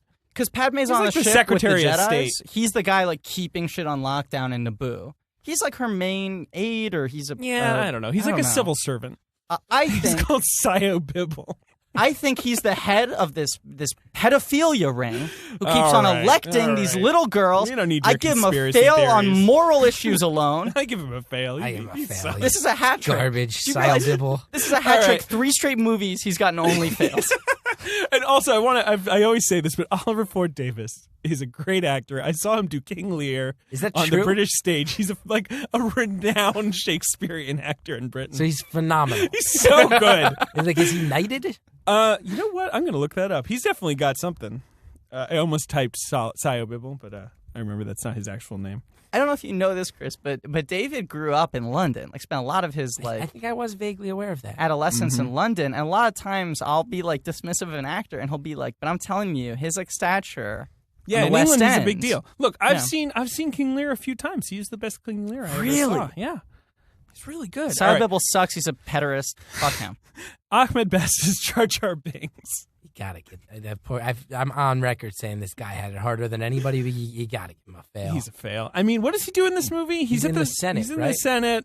He's like the Senate representative You from see Naboo. him in the background, and then there's and you see him in the funeral, you see him looking crying. dejected. He's one of Yeah, those little discs. So One of those Senate discs. yeah, one of those Pogs or Beyblades or whatever you want. he has 0 lines. That's right. He had a couple lines in the second one, but he's nothing in this one. And, this was pre-performance capture. It was sort of like performance reference, more so. Like, they had him on set. They were looking at how the lighting affected him, but, they weren't really truly translating his movements in. So I don't know what he Which really is a shame, did. because I believe this is true. My wife was in Stomp with Ahmed Best. That was his only credit prior I didn't know to your getting wife was in famous. Stomp. She was That's briefly crazy. in Stomp, I believe, at the same time as Ahmed Best. At Cool. the very least, she knows him through that circuit of New York City, performance art theater crossover. And she knows him and says does she he's have a- a positive impression? Says of him? he's one of the nicest, kindest human beings she's ever met. Would he That's want to be on the amazing. show? I don't know. God, that'd be a Okay, coup. so next We'd week have we're to make having sure Hallie he'd never on the listen. show. We're having Hallie on the show next week, and then You we'll should. have it All on right. the- You Look, could have now- a podcast with my wife and just ask her what Ahmed Best is like. I'm sorry. That'd be so There's a good. bunch of names. I don't know who any of these. Okay, people let's are. breeze through them. Yeah. No, but I mean, I really don't know. Give me character names I probably know. Okay, Ramus Antilles, played by Rohan Nickel. I mean, I looked this guy up. I don't remember him. Who is this guy? Oh, you see him on the ship. He's talking to Bail Organa. He's to fail. He's a fail. Yeah, he's a fail. It's a total fail. But that ship, let's acknowledge, Oh, great ship. we're pro-Smith ship. Yeah. Anti-bits, pro-Smith ship. Yeah, I'm just gonna show Chris the ship we're talking about in case he's forgotten this ship. Yeah, that's a cool shit. Very cool Rad ship. ship. Yeah. Nice Classical. interior. Yeah. Okay, Jeremy Bullock as Captain Colton. This guy. Who are these guys? Big pass. It's just you like it. You like yeah, it. yeah. This is an old guy. He seems to be at the controls of something. I don't know. Seems like a guy who's been through a lot, and he's been tasked with the controls. We He's are a judging salty them old- on like their He's a salty profile old space pictures. dog. He's nailing it. He's a salty old space dog. All right, Amanda. I want to give him a fail. I'm You're going gonna to give tell him a you fail. why. no, I'm Okay. passing him just because of that. That was great. He's a salty old space dog. He's also a pedophile. We have to acknowledge this. He is Is a he pedophile. Naboo? Yeah. Okay. He's from Naboo originally. All right, I'm actually you're- refusing you're- to sign on to your pedophile You're thing. layering your politics over it. I'll also say you're fighting so hard for this pedophile thing that it's making me wonder what you have to hide. Are you guys pro-pedophile? Is that what you're trying to tell me? No, you're Yeah, hung the up on lady it. doth protest too Okay. much. Okay, let's All go right. on. I'm just trying to talk about the movie. Amanda Lucas, who must be related to George Lucas, I believe his daughter. as Tar Tennille. Again, who is this? I'll tell you. A redheaded woman. She's got sort of like headphones, like on. Yeah. She's got like big metal domes I'll tell you who on she her is. ears. Yeah. When they go to the opera, she is standing outside the entrance of the opera. I give her. Oh, Ben just sighed very loudly. Do you have something to say? How long have we been going, Ben? How long have we been going? A person outside of the opera? You just want us to be done so No, bad. Don't No, worry, it's we're fine. we're definitely not almost done. No, we're not even near it. No, we're kind of near. I'm gonna give her a pass because I like ladies with colored hair. Yeah, no thanks. Fail. If I don't know you, except if you're a salty old space dog, then you gotta fail. I'm sorry, you didn't Well, make that an is the impression. thing about this act. There's, it's easy to say like, oh, extras or background, but there's something to be said for like you serve a function, and if you're too distracting, you're not doing your job right. If you leave no impact, you're not leaving your job right. I would say that old guy at the controls is nailing being an old guy at the controls, whereas this person will have no impression. It's a fail. Kenny Baker is R2D2. Okay, now this is the one where We've we've never abstained. been able to judge this performance. How do you judge it? What's Yeah. It's a little guy in a bucket. Like, what's he doing? and this movie especially a lot of CGI that he's like not even doing. Yeah, it's real. Tough. He always just gets a question mark from us. I'm We giving don't him know. his third straight question mark. On They my clearly value having him on set. It's completely impossible to know what his Right. job is. There's no face. There's no voice. Not Like, applicable. I mean, it's like rating a key grip. Like, he Yeah. seems to operate it really well. Yeah. I mean, I guess. But you don't know if the best boy was really doing most of the work. You can't rate the key grip. All right. Matt Sloan as Plu Kloon. That's the cockroach Plo guy. Koon? He Yes. gets shot out of the sky. I think Yes. that's his death. Oh, that was him. Yeah. Yeah, he's cool. Pro. Just because I'll say this, his whole thing is to be mysterious and kind of badass. Yeah. He's got an unchanging face. The guy doesn't trip. The guy doesn't. He doesn't have any like weird. like herky-jerky movements. He looks like a badass. Stays in the pocket. I agree. Yeah, even as he's getting shot down, even as it's all going down. Yeah. And you'll say that, too, because through all 3 movies, you're like, that guy looks badass. And then he does have a badass death that he sells well. It's a good... I would say it was a phenomenal piece of acting. I agree with you 100%. I also think it's a pass. I just want to once again reestablish how low our bar is. Your measure of success is he doesn't trip. It's Plo Koon, right? It's Plo Koon, yes. Yeah, Plo Koon, yeah. Ki-Adi-Mundi. I mentioned when Ki-Adi-Mundi came up that there's someone else. There's one other person I want to put in this conversation. There's a third person. You still have your MVP token. You're waiting to cash it in. Oh, okay. Yeah. All right. Peter Mayhew is Chewbacca. Fail.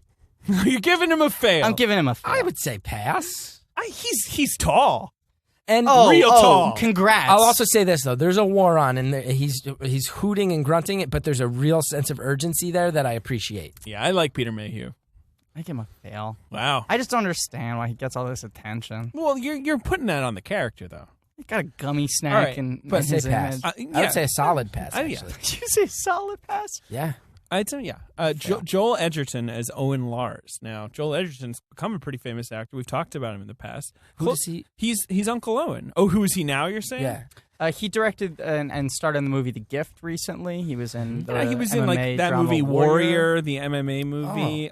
He was in Exodus: Gods and Kings as King Ramses. Black Mass. He played the main FBI he was in agent. The Great Gatsby. He's killing it. yeah. I love him. He's in. I think he's Australian. He is. And we should know the movie closes on him, looking out at the suns with the baby or whatever, with his wife, I guess. Yeah. Yeah. I don't think he talks in this movie. I would give him a pass. I give him a pass we gave too. him a That pass moment last felt time. like it had some weight. I was uncertain about how it was going to go. Yeah. So you guys going to give a pass to Bonnie P.S., who plays Baru? Yeah. Same logic. Yeah, I buy the two of them being in love with each other. Without words, standing next to each other, you buy a sense of casual, unforced intimacy. Okay, now Hard Scrabble people getting by. Yeah. I've been excited to get to this guy. It's Jet Lucas as Zet Jukasa, the teenager who gets shot by in front of That's Jimmy George Smits. Lucas's son? Son of Georgie Porgy.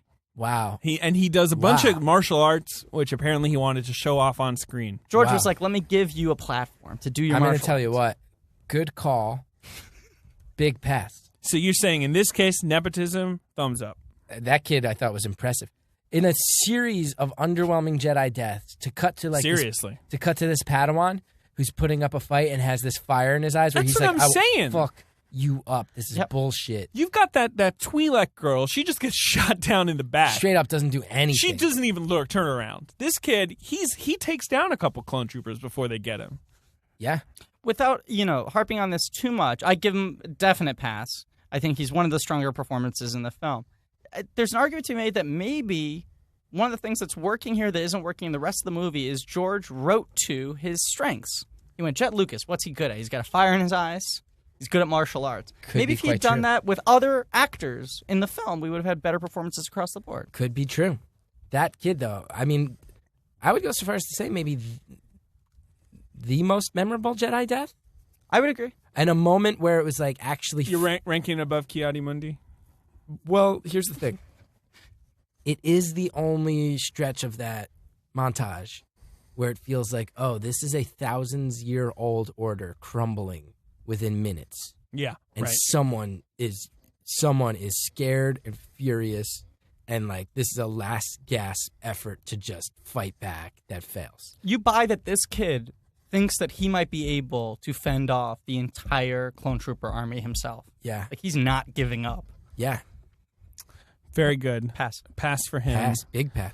We're moving on to Tux Akindoyeni, Great name. who plays... That's not the character's name. That's Nope. the actor's who name. plays Actor's name. Aegon Kolar, this guy, who I believe is one of the guys who gets taken down by Palpatine. Yeah. Alongside Windu? Alongside Windu. Yeah, pass. Wow, this movie's going to get a plus from me. I don't like him. What's your problem with him? I don't know. I don't get enough of a sense of authority and wisdom and power from him physically. And a lot of this is, I think it's an uninspired character design. And I know that's not on him. But I think physically, you're saying like Plo Koon, right? Yeah. That dude, we can't see his fucking face. Yeah. And he's got a rad cockroach face. Yeah. We all admit that. But like what you're saying is that dude, when he walks on screen, you buy it. There's a presence. Yeah, Agent Kohler never registers. You know what? You're right. I'm switching to fail. I was going to say, I mean... I'm switching to fail.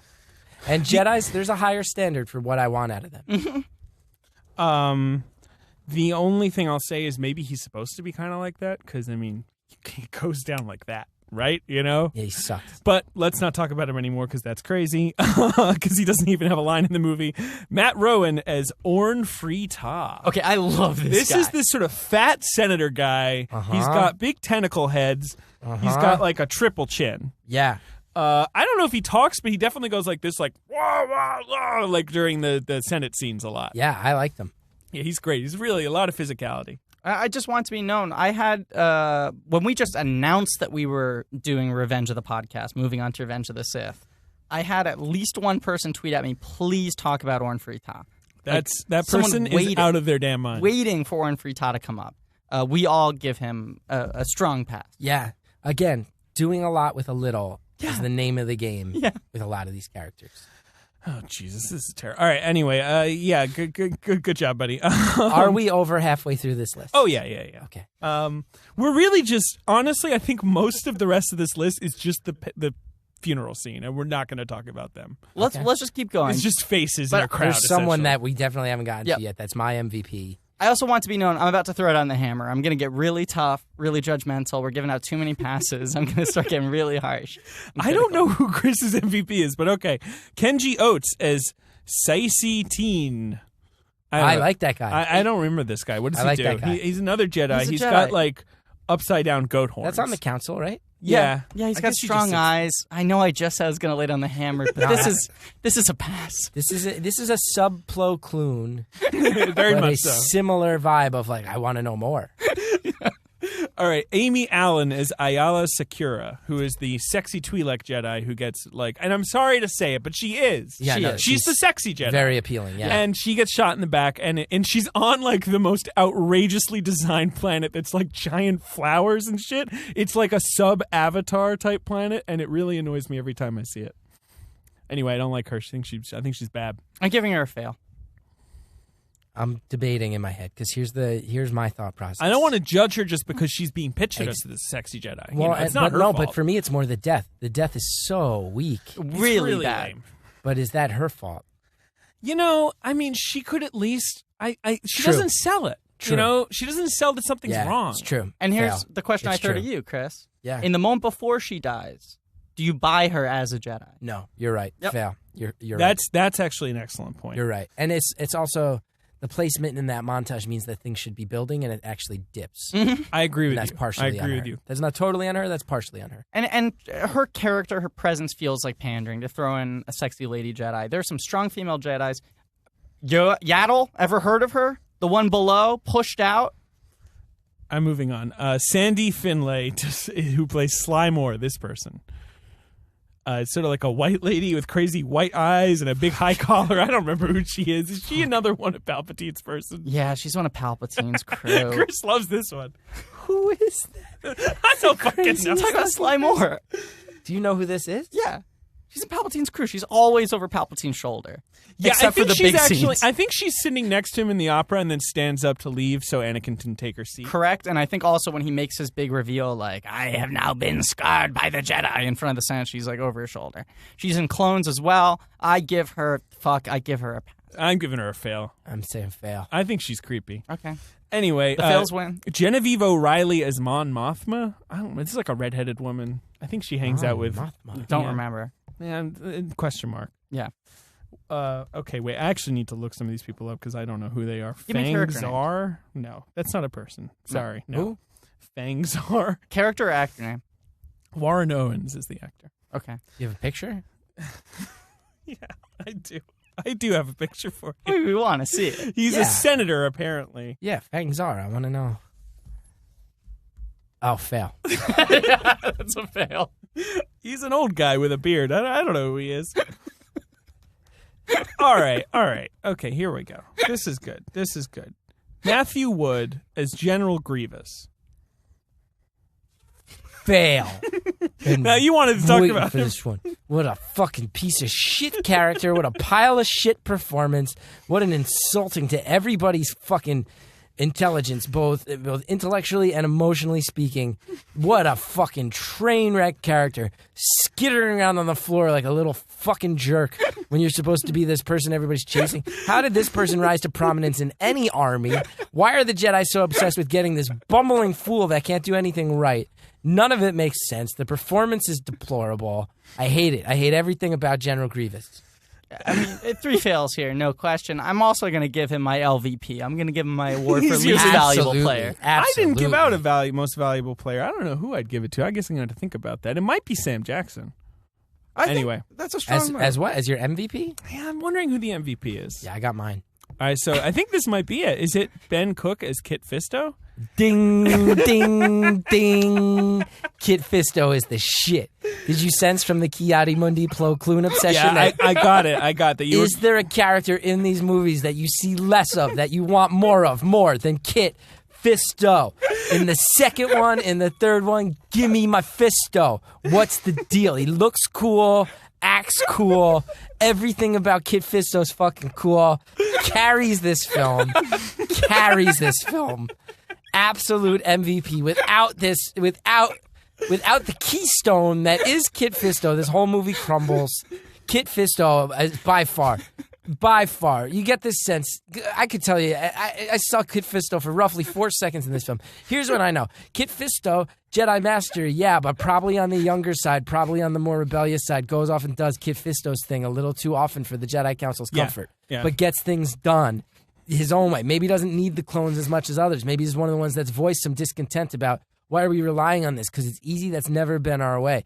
Kit Fisto is someone who gets out in the field, does his own thing. Kit Fisto doesn't care if he needs to go undercover, clandestine for months, even years at a time. Kit Fisto gets the job done. Maybe Kit Fisto doesn't play nice with others. Maybe Kit Fisto doesn't get along with everybody all the time. He doesn't play the politics. He doesn't play the game. He goes and he gets it done like a Jedi. Kit Fisto, MVP, now, always, Sirach. Wow. Just to clarify for you guys, he's the guy with the green dreadlocks. He's got big black bug eyes. Big bug eyes. And dreadlocks. In the second movie, I think he pushes someone over, a In droid that battle, over, in that and big he's got battle. like he's 6 running fingers. like a motherfucker. When they go inside that big stadium that's very convenient for the fucking battle, he's running like, I'm gonna fuck shit up, and he's psyched that he gets to do it. Kit Fisto seems, you know what it seems like? Like every Jedi Master has a stretch before he's a master where he just gets real into the fact that he can fuck shit up. And I get the sense that Kit Fisto is right in that phase. He hasn't settled down yet. It's not about wisdom. It's about fucking shit up. And talk about tragedy, cut down the prime of his life. I mean, you're saying this was a man with only potential ahead of him. My guess is that if you, if I would have to, because I'd have to imagine that these Jedi as individuals are legendary characters, like baseball players or basketball players are to us when we're kids. And I have to imagine. I don't think Kit Fisto's the LeBron James. That's probably Yoda. Yeah, right? sure, right. And then you got Kevin Durant is probably Mace Windu. Yeah. Ki-Adi-Mundi is probably. I think he's DeMarcus Cousins. He's like a DeMarcus Cousins. Wait, how the fuck did you do this? You're talking about basketball. Yeah, again. DeMarcus But wait, Cousins. who's your Kit Fisto then? He's like an Iguodala? Westbrook. Oh, that's great. Kit Fisto is Westbrook all day. Yeah. All day. He just brings the Tell thunder. me that doesn't make sense. No, it makes total sense. It Kit makes total Fisto sense. He's is the someone who Jedi approaches Russell his job Westbrook. with joy and energy and fury. And he's a wrecking ball. Yeah. But that being, it's like, but here's the thing, like, But he needs to be pulled back sometimes. and a surprisingly high assist rate.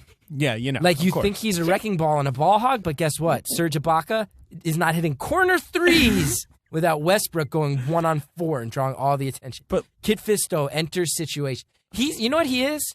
He's responsible Anakin. Yeah. So you think maybe they should have just invested the Anakin money right in Kit Fisto? I want to see a movie about Kit Fisto. But do you want to see it with Big Ki-Adi-Mundi and Plo Koon? Yeah, I Maybe want the three of them hanging out? Tell me you wouldn't watch a movie Of course where I'd the watch three that of them movie. were Are you kidding me? Jedi Wrecking Crew. Those are the three everybody wants to see. So do you want to know something interesting about Ben Cooke, who plays Plo Kit Koon Fisto? is like the Snake Eyes from G.I. Joe. Yeah. He's Snake Eyes. Uh-huh. Now, I just want to show you. Here's a picture of tell Ben me Cooke. everything. Here he is. That's what the does that guy guy from look like to you? Yellowstone. Who does he look like to Jason you? Statham. Guess who he is? Jason Statham's stunt double? Boom. Oh my god! He plays Jason Statham. He's Jason Statham's stunt double in like so many movies. Wow, This man. dude, for the listeners And he is at a home, fight coordinator in a lot of movies. Are splitting other image. people obsessed with Kit Fisto? Yes. Oh yeah, I think Kit Fisto is a real because look at his look. You know, The best. There's like a big Kit Fisto following I'm really online. glad. Is there any place I can get more info on Kit Fisto? Wikipedia. Wikipedia will tell you lots about Kit Fisto. And are there comic books and shit? I think so. Do we know? Yeah, there's expanded universe I think Kit he's in Fisto. a lot I of want to expanded read universe. all Now, the Kit we're Fisto. basically done, but there are Come on, we're not done. We're just getting performances. started. We just got the Fisto. There are two performances I Great really name, want to too. highlight. Kit. Single syllable, strong. Kit. It's not like Plakvar or one of these dumb fucking Busby, whatever these fucking dumb George Lucas names are. His name's not Plakvar or Busby. It's Kit Fisto. Oh my god. Fisto. He's a Jedi. He's a fighter. It makes sense. Even Plo Koon is pushing. Ki-Adi-Mundi, rad name. Plo Koon, right on the edge. Yeah. Kit Fisto, tell me more. What are you looking up there, I Griffin? mean, I think we have to do a little character spotlight for Kit Fisto, just because Chris demands I want to it. know everything Yeah. about Kit No, Fisto. but I like Chris's take more than I'm going to like whatever bullshit is on Wikipedia. MVP, baby. MVP. Now, carries this movie. In the third movie, I'm pretty sure all he does is get stabbed in the heart. Carries by this Darth movie. Sidious. Carries Is he in another scene? In the first one, I think he's sitting on the council. Not in the first one. He's not in the first Enters second and one. clones. So in the second one, he's just in that battle scene? Yeah, but he Comes does in- a Of course fair he- amount. So is he even a master or is he just a knight? It's a good question.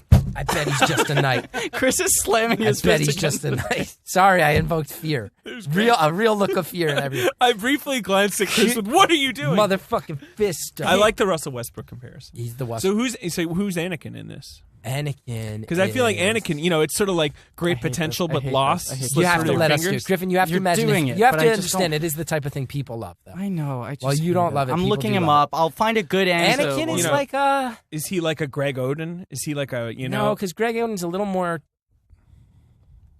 tragic in that he never even got out of the Right, gate. it's true. You need someone who at least had a brief run, but then didn't Tyreek get- Evans. Tyreek Evans, great Rookie comparison. of the year, but Yeah. where'd he go? Where'd he go? Is he's taking a shots away from Anthony Davis? selfish player. Yeah, he really is. Tyreek Evans. Or maybe Tyreek Brandon Evans. Jennings. But Brandon Jennings, Brandon Jennings could figure it out. Yeah. I still have hope he's for Brandon kind of Jennings. come back. Yeah. Although Yeah. tearing his Achilles or whatever he did. That's Yeah, you said Ki-Adi-Mundi was a DeMarcus Cousins. Don't you think DeMarcus Cousins is a little emotional? Yeah, I guess. Don't you think Ki-Adi-Mundi plays a little cool? Well, DeMarcus Cousins could be almost like a Count Dooku or a. I'll tell you who Ki-Adi-Mundi is. Andre Miller. Oh wow, The you're professor. going for the professor. Yeah. All right, But because he's old but still wily. and still is right in there He boxing can people out. use his physicality. Yes, and his smarts and his wisdom. Ki-Adi-Mundi's been around a while, you know? You know who Anakin is once he turns into Darth Vader? Who's He that? might be Kobe Bryant, right? He's like limited all of a sudden. yes. He's still got it all, but he can't use it all anymore. Yes. He's got all it in his head, but he's physically limited. And he invokes fear. Yeah. He has to just be about image at that point. Yeah, And he has to be seems about like attitude. Yeah. Okay, just a few little tidbits. So, about I mean, Kit I'm Fisto. saying present day Kobe Bryant. Yes, not, yes, peak I understand. Kobe Bryant. Kit Fisto. Did you watch the Minnesota game last night? I watched the whole game. I didn't. Yeah. Although I have Hibbert on my fantasy team. I took a chance on him. He got a double-double. Yeah, he's going to pull down rebounds for you. Double-double, 2 blocks. I'll take that. Yeah. 10 for 10 on free throws. I'll take that. I took Porzingis as my last pick. You for did. my fantasy You got team. him last. That's awesome. Yeah, I know. I was pretty happy about it. Dude, I picked up Gerald Green and Rodney Hood, my last 2, and last night they both played great. I had Yeah. them on the bench, but they played Rodney great. Hood is going to pour in buckets. Yeah. Seriously. That Can't team wait. doesn't have a point guard. Gerald Green had 5 3-pointers. Okay, so I hate everything that's happening. I just want you to know. Did you watch the Knicks last night, though? It was genuinely I did exciting. watch some of the Knicks. It was awesome. Kit Fisto? Yes, yes, yes. His distinctive head tentacles contained Yes. highly sensitive olfactory receptors Yes, he smells through his tentacles. Yes. that allowed him to detect pheromonal expressions of emotion Yes, he could smell emotion. Yes. and That's other really changes in cool. body chemistry. What this, a crazy power. this was indeed a unique attribute not afforded to any other species of Jedi. So is it his species or is it him Is it the personally? combination of his species and his Jedi ability? Yeah. Both. Oh, nice. He was a master. He was on the High Council. What's his planet? What's his race? Yeah, what's his alien type? His alien type There's is a lot of tentacled peoples I love in this all the Twi'lek. universe. Yeah, all the Twi'lek. uh, Which I think there maybe was only that one. people I see people no, there dressed was- up as Twi'lek though. Yeah. his planet. There is another guy. Yeah. There's a guy I think. please. His homeworld is called Glee and Selm. I Okay. like that. Cool. All right. His species is that he is a nautilin. Nautilin. I knew he had That's some kind of a connection to nice water. old-fashioned Oh, yeah. name. Dude lives in the fucking water. swims. He's amphibious. Yeah, He's yes, an he's amphibious amphibious. Jedi. Like a motherfucker. I'm going to let you, because this is a very long Wikipedia entry. Give me your phone. Can I just read some of the Yes. the headings Yes. of the separate sections Yes. for how cool this guy's history was, okay? Battle of Geonosis. We know this. This is when he comes into the arena, starts fighting the Clone Wars. Battle of Mon Calamari. Ooh, tasty. And look, it's him shirtless underwater, fighting with a lightsaber underwater. Is this from a comic book or something? Let me see. Yeah. Soon. Holy shit. Ripped. Skirmish on Camino. Not a battle. Skirmish. Just a skirmish. You know why it was just a skirmish? Because Fisto ended it before it could become a He battle. nipped that shit in the bud. Camino, to remind you, is the planet where the clones are made. That's true. Ooh, Yeah, maybe skirmish. someone was trying to shut down those clones. Skirmish on Deveron. Okay. Whatever. Yeah. Mission on Ord Cestus. Down to missions. So he's like maybe secret agent stuff at that point? This He's is like like I said, infiltrating. This guy goes undercover. He don't bring. It's crazy to imagine a guy with like 55 clones in a big weird helicopter with he, him. he just has goes, green he does it. tentacle hair. How's he gonna go He undercover? smells your happiness and he gets it done. Smells your deception and your lies. Duel with a cyborg. What? Oh damn. Why isn't this in the movie though? This is the thing. Anytime I read this shit, you're like, wait, where is this in the movie? All this shit. Fisto. This is why Fisto. So Fisto MVP. is, I feel like, even though MVP. again, all Fisto does in 3 is get like cut into pieces by Palpatine. He at least fights him for a second. He fights.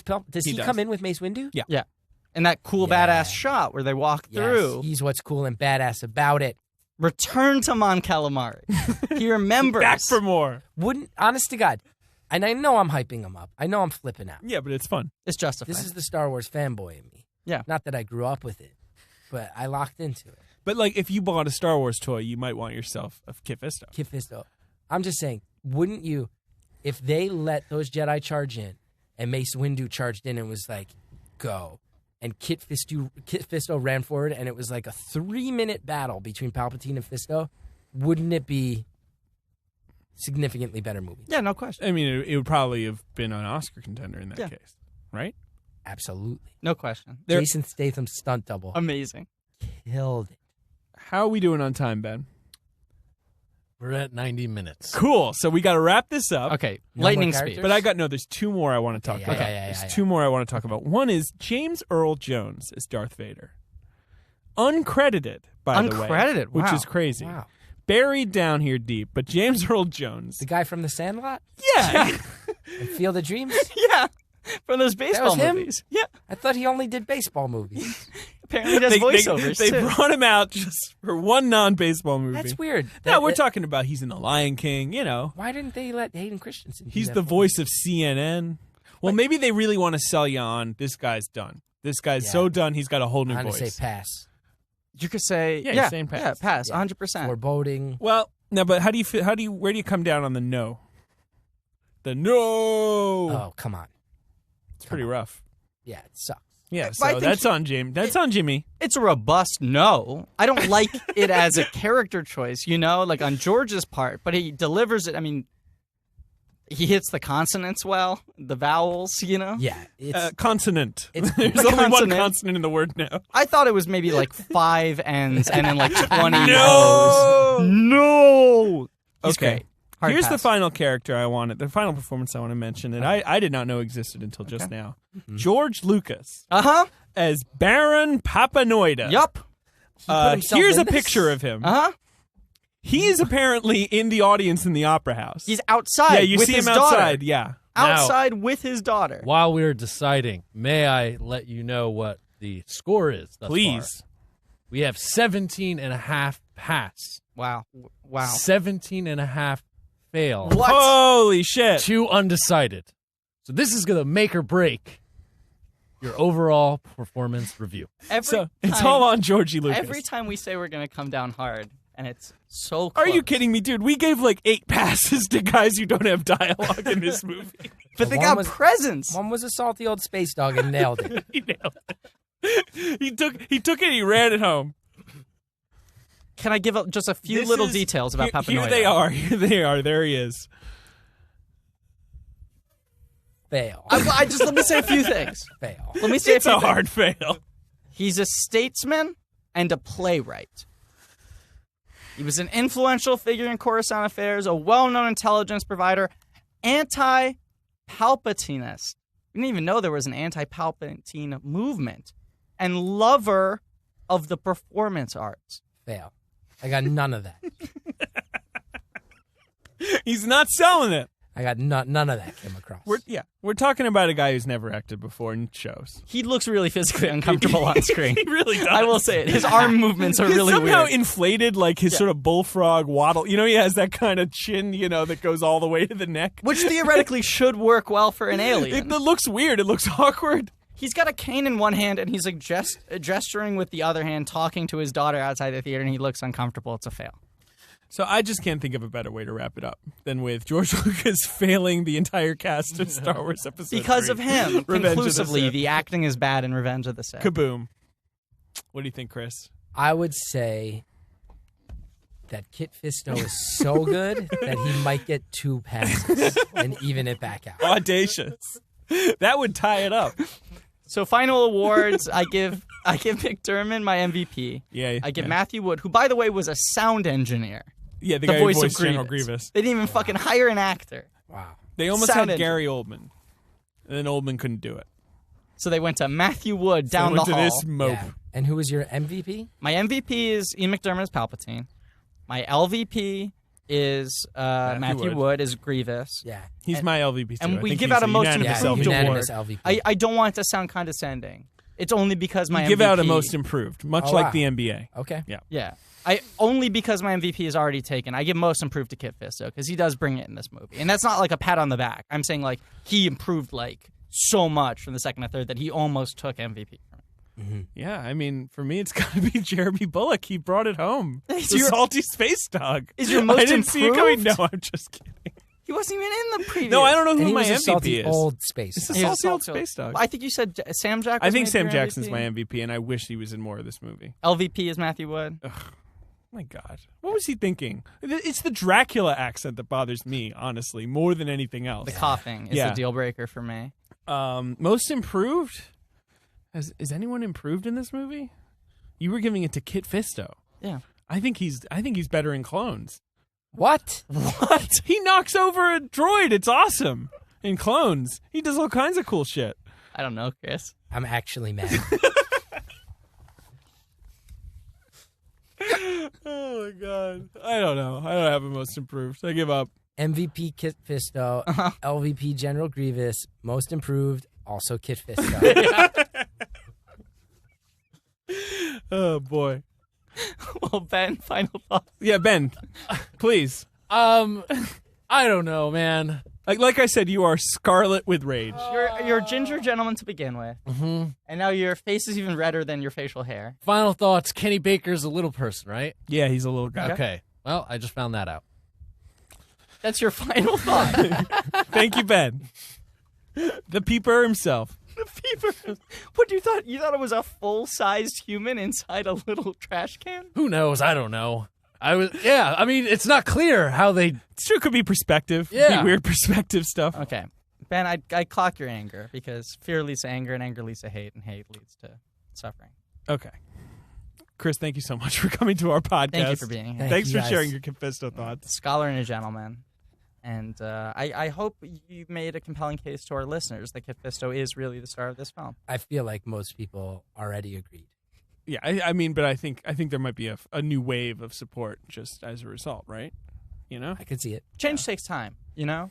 Yeah. And we're living in New York City amongst like turned on people who are really like smart and with it and ahead of the curve. This podcast goes out across the world.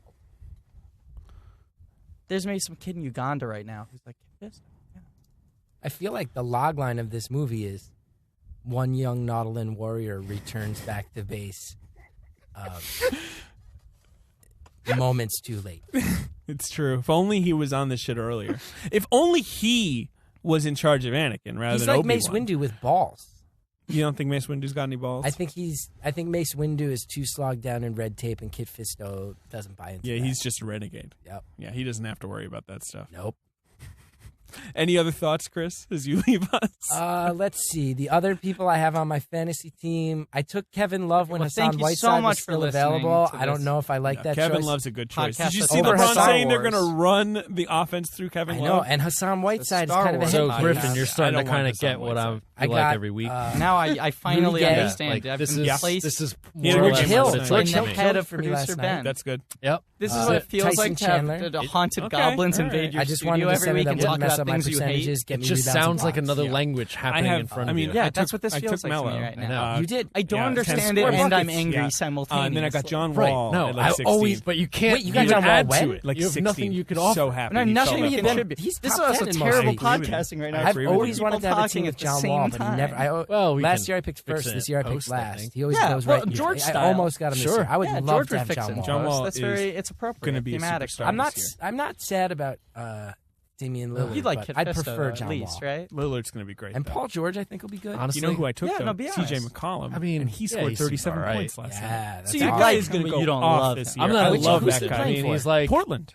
That's awesome. Yeah. I could feel There's like a I could come up vacuum with a there. cooler Yeah, character. exactly. I didn't He's ask you been if you were laboring in for love 2 with him. years. I asked if you All right. love him. There's a difference All right. between being in love and loving. Trying to think. No, I who don't love else. it. I honestly, I'll put it as a challenge. I bet. I'll show I you bet my I team could come off. up with a It's better okay. character by next episode. Okay, that's Yeah. your assignment next week. Griffin, you have can to you come hand up me with a my better phone? I character. want to show David my fantasy team. Okay, so thank you so much for listening to this show. Thank you, guys. It's right behind you. Rate, It's down review, subscribe. I'm really busy finishing the podcast. I'm sorry, my hands are occupied. David, don't hand that phone over to Chris. Well, we're signing off. Rate, review, and subscribe. Listen to the UCB podcast. Next week, Ben's going to come up with an original character. That sounds awesome. Star Wars What If segment. This is if Al Pacino was a battle droid. Roger. And as always, So it's always going to be Pacino? I don't know. We're pressed for time. We always put it off to the last second, so I don't know what else to do. Merchandise spotlight by a Kit Fisto action figure. And This is a great one. This is a great one. This is a great one. Yeah. Was it okay? Oh, yeah. This is one of the best. Oh, Yeah, this is a That's great one. good. Yeah, It's I my had performance review. It's always a knockout. This is maybe It the was Kit really Fisto fun. of episodes. Dare I say it? In that it was a bit of a renegade. And it was brave and dashing and Greg Monroe. How did I forget? I have Greg Monroe, too. Awesome last night. Brandon Knight.